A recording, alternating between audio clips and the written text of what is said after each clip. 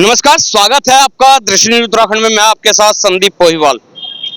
दोस्तों, आपने एक पिक्चर देखी होगी धामनी। उसमें एक डायलॉग है बड़ा मशहूर कि तारीख पे तारीख, तारीख पे तारीख और मिलती है तो सिर्फ तारीख। शायद वो डायलॉग यहाँ पे फिट बैठ रहा है। आप मेरे पीछे देख रहे होंगे, रोडवेज के चालक और परिचालक यहाँ पे धरने पे है। इनको मिली है तो सिर्फ तारीख, और किस लिए? सिर्फ तनख्वाह के लिए। छोटे छोटे बच्चे इनके घर में जिनके अभी एग्जाम हुए, आप सभी जानते हैं, किताबें भी आनी है और घर में राशन भी जाना है, लेकिन इन्हें तनख्वाह के नाम पे मिलती है तारीख। तो क्यों मिलती है ये तारीख, जानते हैं इन्हीं की जुबानी। भाई साहब, तनख्वाह सुनने में आ रहा है कि 4-5 महीने से तनख्वाह नहीं मिल रही है और पीएफ भी नहीं मिल रहा है, तो ये तारीख क्यों मिल रही है आपको? सर, ये चीज हमारे समझ में नहीं आ पा रहा है कि ये तारीख पे तारीख क्यों मिल रही है हमें। ये तो एक मूवी बन गई पूरी। क्योंकि जब हम पिछली बार भी आए थे तो पिछली बार भी सर ने बताया था, जो हमारे परिवहन मंत्री जी हैं उन्होंने बताया था कि मतलब 13 तारीख तक तुम्हारा जो भी लेन देन है वो बता दिया जाएगा। और ये एक चीज और समझ में नहीं आ रही हमारी कि इतनी 6 महीने हो गए, किसी के 6 महीने, किसी के 4 महीने, किसी के 3 महीने हैं। इतने 4-5 महीनों से ना तो सैलरी आई है, ना पीएफ, ना ईएसआई। तो हम, आप लोग भी सोच सकते हैं, सब सोच सकते हैं कि मतलब कि हमारा परिवार कैसे चल रहा होगा। अब जो बंदा एकदम मतलब ऐसा है कि मतलब कि जिसकी खेती बाड़ी भी नहीं है, वो बिल्कुल कंडक्टरी के उस पर चल रहा है या ड्राइवरी के उस पर चल रहा है, तो वो बंदा कैसा अपना भरण पोषण करेगा अपने बच्चों का। अभी मेरे साथ खुद ऐसी बात हो गई है कि स्कूल से टीचरों के फोन आने लगे कि तुम्हारे बच्चों की 3 महीने से फीस जमा नहीं है, तो हम कहाँ से फीस देंगे। अगर मैं रोडवेज के ही सहारे रहता तो मैं बच्चों की फीस भी नहीं दे पाता। सैलरी की अगर जो बात करें तो ये जो सैलरी है ये मंथली आती है। किस तरीके से ये सैलरी है, या क्योंकि अगर जो सूत्रों की माने तो किलोमीटर का हिसाब है आपका? बिल्कुल सर, हमारा किलोमीटर का हिसाब है। और जो सैलरी है, सैलरी भी 20 तारीख को आ रही है, जो कि कोई ना तो आगे की डेट है ना कोई पीछे की डेट है। अगर हम अपने अधिकारियों से बोलते हैं तो बोलते हैं कि तुम्हारी सैलरी तो ठेकेदार देगा। चलो ठेकेदार देगा, कोई बात नहीं, पहले तो ठेकेदार को रखने का क्या औचित्य बनता है यहाँ पे। ठेकेदार ठेकेदार इन्होंने रखा हुआ है वहाँ पे। तो ठेकेदार का क्या सीन है कि पहले रोडवेज ठेकेदार को पेमेंट देगी, फिर ठेकेदार हमें पेमेंट देगा। मैं तो रोडवेज से और जो जो हमारा ये परिवहन निगम है, इनसे मेरा अनुरोध है कि ठेकेदार को हटा के डायरेक्ट सैलरी हमें दे दें, कोई दिक्कत नहीं है हमें।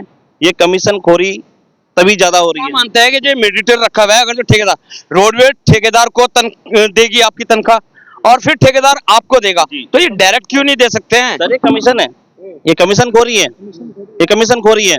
अभी इसमें से 12% ये हमारी काट रहा है। 12% कमीशन में हो सकता है हमारे अधिकारी को भी जा रहा हूँ, मैं क्लियर नहीं बोल सकता। पर ये चीज है कि अभी कुछ लोग अधिकारी के पास भी गए तो अधिकारी बिल्कुल नकार देते हैं हम लोगों को कि तुम ठेकेदार के आदमी हो, तुम हमारे विभाग के नहीं हो। तो सर, अगर आप बताइए कि हम लोग अपने जो अधिकारी है, जो हमारी ड्यूटी लगाते हैं, या जो हमारे एआरएम है, आरएम है, हम इनके पास ना बोले किसके पास बोले? तो आपने बोला इन्हें? बिल्कुल सर, हमने बोला है कि सर हमारी सैलरी नहीं आई है। तो बस एक ही जवाब होता है कि तुम ठेकेदार के आदमी हो। अब ठेकेदार के आदमी है, ठेकेदार के पास जाता, ठेकेदार भाग गया है। अब ठेकेदार जब भाग गया, चलो भाग गया, कोई बात नहीं, हम मानते हैं ठेकेदार भाग गया। पर ठेकेदार भागने के बाद जो हमारे विभाग के अधिकारी लोग हैं, उन्होंने दूसरे बंदे को ठेका दे दिया है। जब तक नोटिस नहीं जाता, नोटिस क्लियरेंस नहीं होता, एक पूरा क्लियरेंस है, जब तक ये क्लियरेंस नहीं होगा तब तक दूसरे बंदे को ठेका कैसे दे दिया? इस चीज का जवाब मांगना चाहता हूं मैं अपने विभाग से भी कि ये ठेका कैसे दे दिया दूसरे बंदे को। दूसरा बंदा भर्ती शुरू कर दी है, दूसरे बंदे ने भर्ती शुरू कर दी है। तो हम चाहते हैं कि जो हमारी सैलरी रुकी हुई है, जो भर्ती शुरू कर दिया आप बता रहे हैं, वो भारी बंदे हैं या यहीं के बंदे हैं जो अपने तरफ से भर्ती कर रहे हैं? सर ये नहीं है, ये ठेकेदार पता नहीं कहाँ का है, हमें पता नहीं है। हमको कुछ पता नहीं है कि ठेकेदार कौन था, क्या था। पिछली बार भी मतलब पता नहीं ठेकेदार कहाँ से उठा के ले आते हैं और रख देते हैं हमारे पास। कर्मचारी को किसी को कोई सूचना नहीं है कि वो कहाँ से ठेकेदार है, कब ठेकेदार है। आप एक बात बताओ, जब मैं कहीं काम कर रहा हूँ तो अगर किसी भी कर्मचारी का हमने वेतन क्लियर नहीं किया, आप दूसरा ठेका कैसे दे दोगे? ये तो बताओ। जब दिसंबर से अब तक हमारा वेतन ही नहीं मिला हमें, आपने दूसरे ठेकों को कैसे दे दिया ठेका? ये तो बताओ आप, जब हमारा वेतन ही नहीं क्लियर। इस बात को लेकर आप अपने अधिकारियों के पास जाते हैं तो अधिकारी को क्या कहना? अधिकारी बोलता आप ठेके के आदमी हो, आप उनसे ही जाके बात करो। अब एक बात बताओ, नौकरी के लिए में वो भेजते हैं, ड्यूटी वो भेजते हैं, गाड़ी चेक हमारी वो करते हैं, सब कुछ हमारा वो देखते हैं, सैलरी हम कहीं और से लें? सैलरी हम ये एक बड़ा सवाल है कि जो ये ड्राइव करते हैं ये गाड़ी है रोडवेज उत्तराखंड की, और उत्तराखंड रोडवेज अगर जो ये चला रहे हैं तो फिर क्यों कहते हैं कि ठेकेदारों के आदमी हैं? तो ठेकेदारों की बसें लगवाओ ना, प्राइवेट बसें लगवाओ। कितने किलोमीटर तनख्वाह दे रहे हैं आपको? कितने किलोमीटर रुपए के हिसाब से दे रहे हैं? 3 रुपए 21 पैसे। 3 रुपए 21 पैसे पूरे मिलते हैं। ड्राइवर का अलग है, कंडक्टर का अलग। उसमें सर सिस्टम होता है, ड्राइवर का किलोमीटर अलग होता है, कंडक्टर का किलोमीटर अलग होता है, हिल का अलग होता है, प्लेन का अलग होता है। उसमें अलग अलग सिस्टम से किलोमीटर मिलते हैं। हिल का अलग किलोमीटर मिलता है, प्लेन का अलग मिलता है, ड्राइवर का किलोमीटर अलग मिलता है, कंडक्टर का अलग मिलता है। इसमें क्या होता है कि हमें 2 रुपये कंडक्टर को मिलता है, 2 रुपये 79 पैसे मिलता है, और हिल में जाकर 3 रुपये 27 पैसे मिलता है। इसमें क्या है, अब ये हमें पता नहीं रोडवेज उसको कितना दे रही है, वो कमीशन काट के हमें इतना दे रहा है, हमें ये क्लियर नहीं पता कि रोडवेज दे रही है 3 रुपए 30 पैसे। जो और चालक है, परिचालक है, उनके उनके जो चालक के जो 3 रुपए 30 पैसे है। हाँ, फिर वो कमीशन काट के तब वो हमें सैलरी देता है। अच्छा, एक बात होती है कि कर्मचारी हो, उनकी सब जगह यूनियन है, आपके रोडवेज पे भी यूनियन है, तो यूनियन के माध्यम से आप ये धरना प्रदर्शन कर रहे हैं, हड़ताल कर रहे हैं, या फिर अपने निजी उससे ही है? मतलब जो कर्मचारी है, जो पीड़ित है, वही?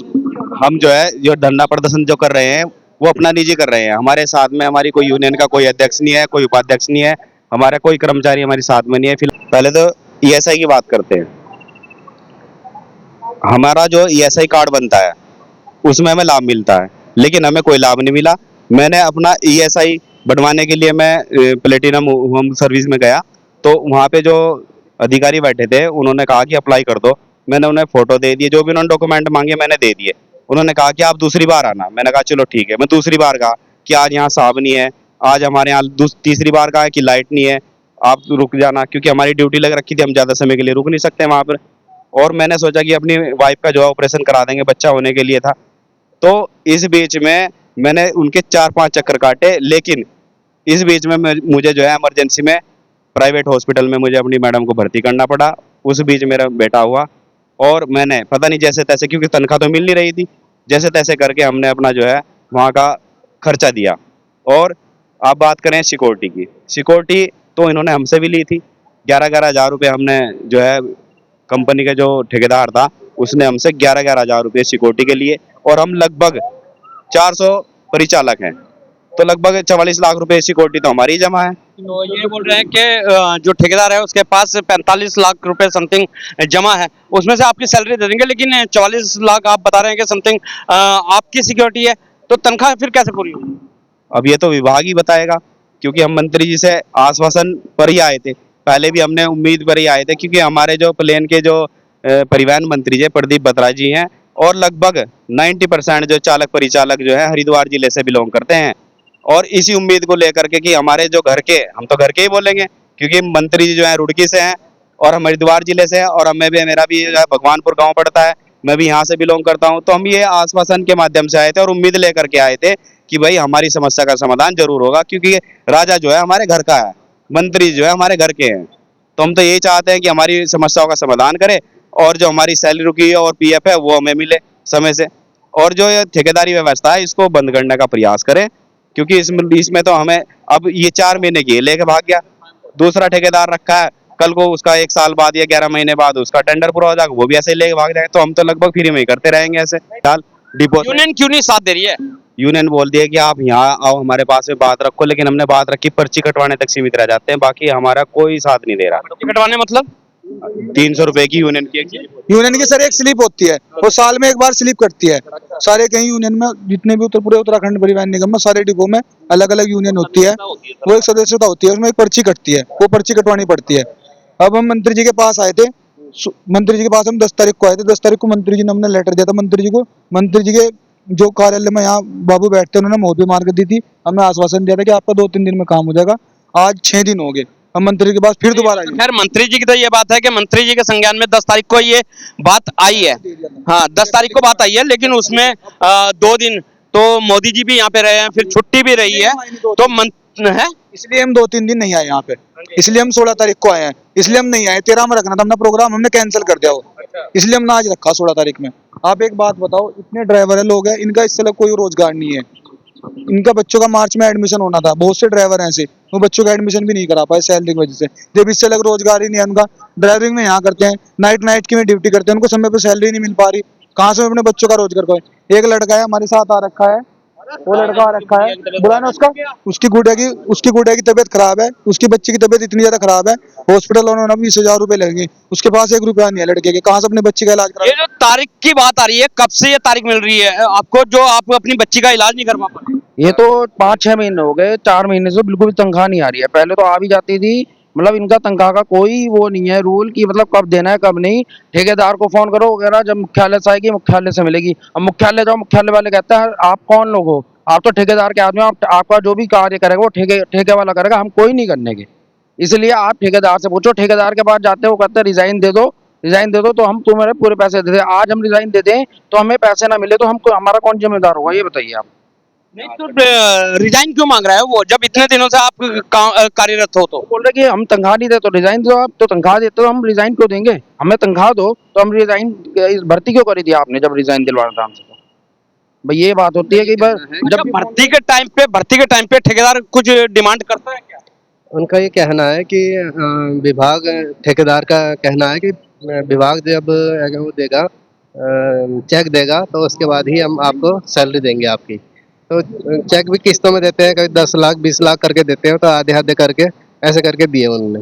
जैसे कुमाऊं वालों की पहले दे दी, फिर हमारी कोटद्वार वाले की बाद में दे दी, देहरादून वाले की फिर उसके बाद दे दी, तो ऐसे ऐसे करके पेंडिंग होता जा रहा हो, तो 4-5 महीने हो गए करते करते। सिक्योरिटी की आप बात कर रहे हैं, सिक्योरिटी कितनी होती है? सिक्योरिटी हमें विभाग की तरफ जमा की है 11,000 रुपये जी। 11,000 में सुविधा क्या क्या मिल रही है आपको?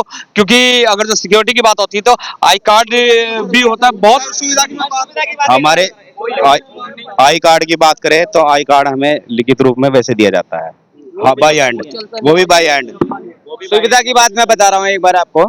अभी मेरे साथ 4 तारीख को मेरे साथ घटना हुई थी, मैं वर्कशॉप में था अपनी, एक गाड़ी वाला मेरा स्टाफ का बंदा, वो गाड़ी बैक कर रहा था पीछे और मैं दरवाजे के पास में खड़ा था।